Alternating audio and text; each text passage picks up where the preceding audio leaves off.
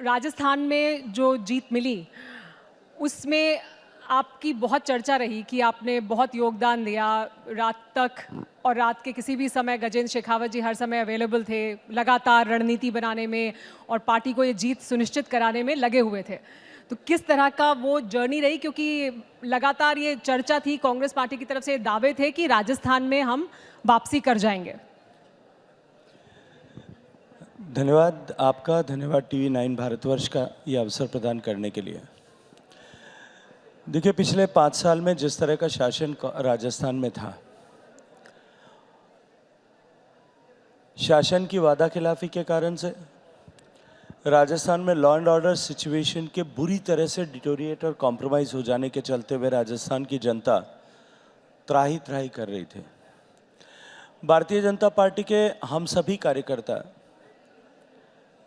उस कुराज को बदलने के लिए संकल्पबद्ध होकर के काम कर रहे थे, और जब सभी काम कर रहे थे तब निश्चित रूप से मुझे भी उसके साथ में काम करना था, भारतीय जनता पार्टी का कार्यकर्ता होने के नाते और एक जिम्मेदार कार्यकर्ता होने के नाते। जो जिम्मेदारी माननीय प्रधानमंत्री जी के आशीर्वाद से मिली है, निश्चित ही मेरे कंधों पर कुछ ज़्यादा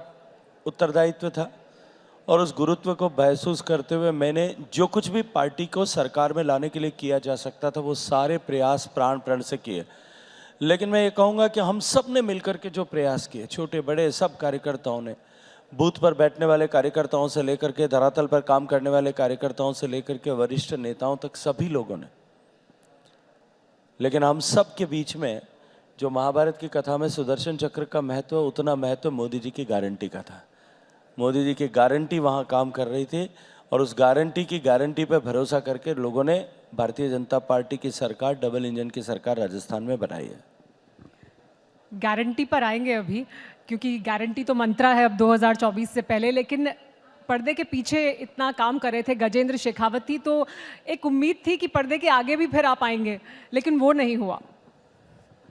देखिए, मैंने पहले भी कहा था, चुनाव के समय में भी मुझे ये प्रश्न पूछे गए थे, तब मैंने कहा था भारतीय जनता पार्टी में ये परंपरा नहीं है।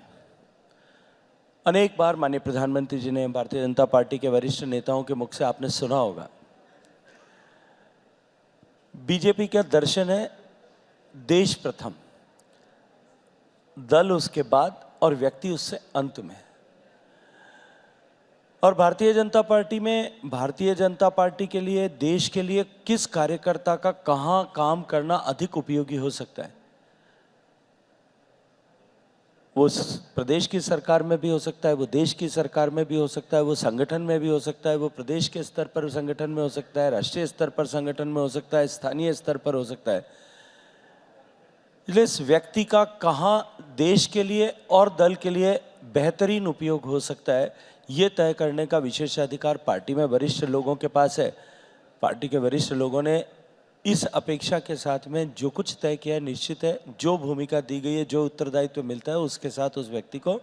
पूर्ण निष्ठा के साथ में काम करने की हमारे यहाँ परंपरा भी है और पद्धति भी है।